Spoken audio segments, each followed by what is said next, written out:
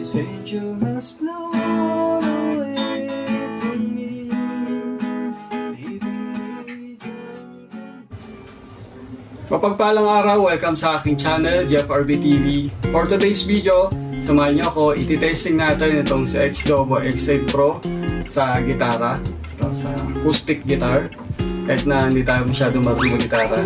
Bali, itong video natin, tugon natin ito sa request ng ating bagong subscriber. Ayan. So, bago natin siya i-testing sa gitara, i-quick review muna natin siya para dun sa mga nagbabalak palang bumili nitong X-Dobo 8X Pro. So yun, bago tayo magpatuloy, kung napadaan ka lang dito sa aking channel, huwag mong kalimutang mag-subscribe, pa-hit ang notification bell para updated ka sa aking mga bagong video, pa-like and share na rin para maraming makapanood.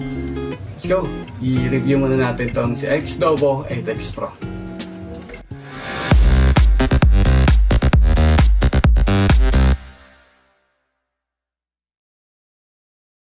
Yan, ito yung laman ng box ni X-Dobo 8X Pro. So, pag bumili kayo, kasama na siyang strap. Kasi medyo may kabigatan tong si X-Dobo 8X Pro. So, mas convenient na siyang gamitin. Lalo na kung outdoor siyang gagamitan. So, wala kasi siyang hawakan. Yan. Yun nga, medyo may kabigatan siya.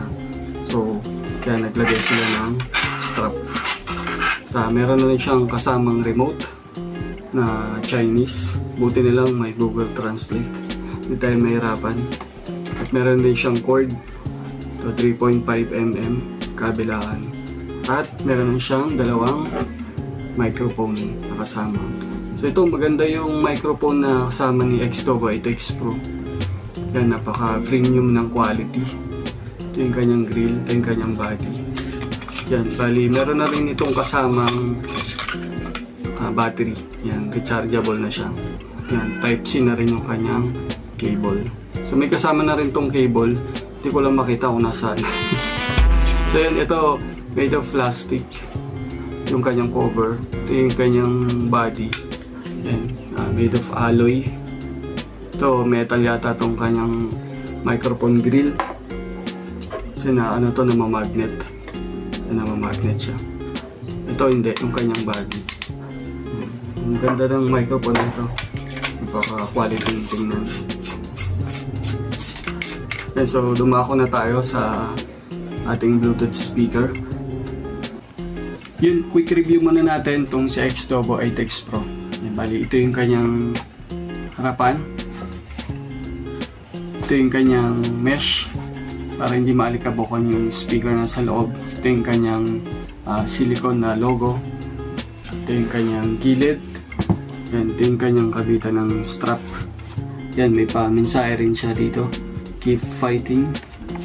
Ito yung sa kanyang gilid. Yan, may pa-mensahe din dito. Be a dreamer and a doer. At yung kabitan ng kanyang strap. Yan, ito yung kanyang likuran. So ito naman yung kanyang ibabaw. Yun, dito natin makikita yung kanyang mga button, mga kanyang mga control.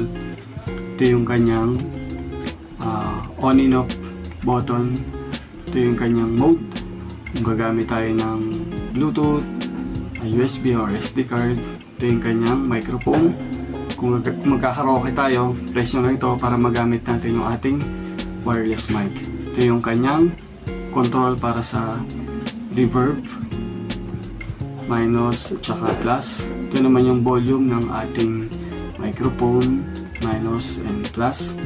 At ito yung kanyang volume or next track. Ito yung kanyang volume down or long press para sa previous track. Ito yung kanyang play and pause button. At ito, meron rin siyang TWS para kung gagamit kayo ng isa pang X-Dobo, yun, pwede na siyang gamitin dalawa sabay. Ito yung kanyang equalizer. Yan, medyo may tatlo na rin siyang nakaset na equalizer. Yan, ito yung kanyang normal lang. Tapos meron din siya dito yung vocal priority at meron siyang bass boost. So ito, pag ino natin siya, long press lang. Yan. Tapos, iilaw tong kanyang LED effects. Yan. So, meron na rin tong tatlong effects yung kanyang LED. So, dito rin natin siya makakontrol, or kung gusto nyo palitan yung LED, dito rin gusto nyo palitan yung LED effects natin. Short press lang. Yan. Sa breathing light, sa marquee light, meron rin siya, at saka yung kanyang melody light. So yung kanyang melody light, gagana lang siya kapag may tugtog. So mamaya papakita ko sa inyo yung kanyang melody light. So yun, dito na tayo sa kanyang likuran.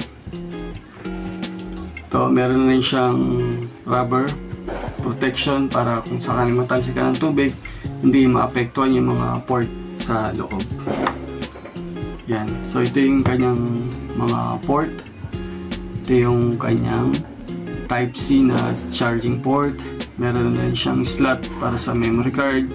Kanyang port para sa USB. Meron siyang AUX port. At meron rin siyang port para sa ating wired microphone. So yun, i-testing na natin itong si Xdobo 8X Pro. Gagamitan natin siya ng acoustic guitar. Yan, setup ko lang yung ating acoustic guitar. Yun, subukan na natin itong si Xdobo X8 Pro gamit ang ating acoustic guitar. Yan, nakasaksak na yung cord ng ating gitara. Yan, try na natin patugtog. Yan, medyo grounded yung ating wire. Pero hindi yung sa Xdobo, nasa wiring yung problema na. So, sa nag-request po, pasensya na po kayo, hindi po ako marunong gaano pa sa gitara. Practice pa lang. So, yung nga pala, pag gagamit tayo ng gagamitin natin yung kanyang port para sa wired microphone or sa gitara, pali wala siyang control dito. Hindi mo siya makakontrol yung kanyang volume or sa reverb, yan. So, para lang talaga yun sa wireless microphone, yung kanyang mga controls dito sa taas. So magko-control tayo dito na sa ating gitara, sa volume or dito sa kanyang mga equalizer. Dito na tayo mag-a-adjust. So yun, try na natin mag-play.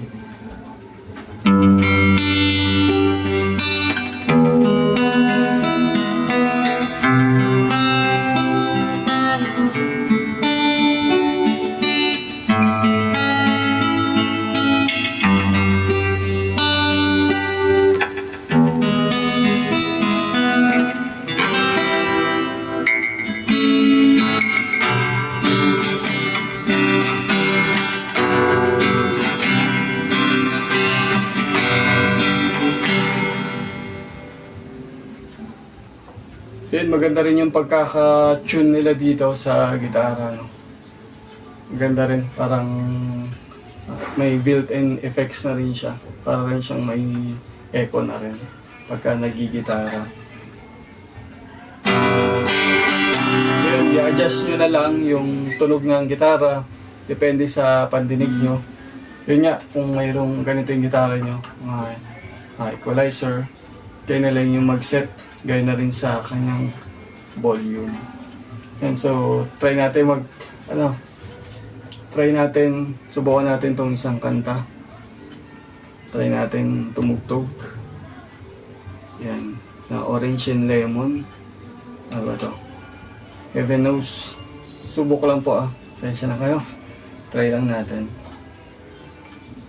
Dito na tayo sa kanyang chorus. Cause this angel has flown.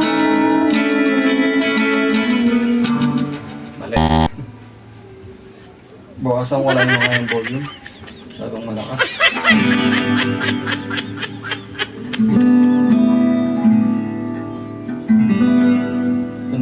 Napaka-responsive ng ni Xdobo. Konting volume lang, meron na kagad na napipick up sa Xdobo na tunog galing din sa gitara. So yun, subukan natin kumanta. Cause this angel has flown away from me, leaving me drunk in misery.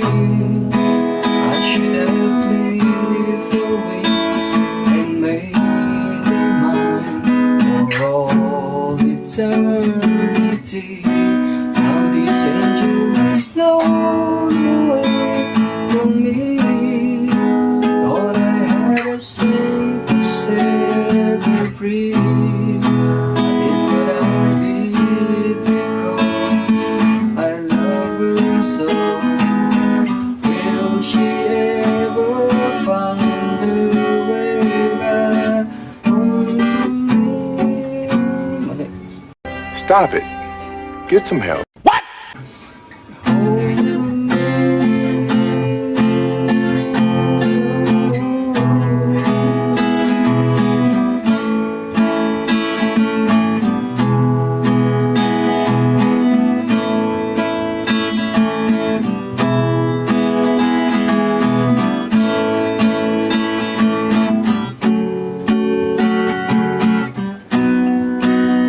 I'm so tired. I feel like catching for the wings, being up all night. This elbow that puts me in a trance, where hopes and dreams come true. Now my lips are burning and my eyes are hurting. Up next from this room to light another cigarette. Mali. Just to pass my time. Oh, heaven knows how bitter I am. 'Cause this angel has blown away from me. Oh no! Leaving me drunk and misery. I should have lived for once and made a mark for all eternity. Now this angel has blown away from me. Thought I had a strength to set her free. But it cannot be because I love her so. Will she ever find her way back home to me? Mother.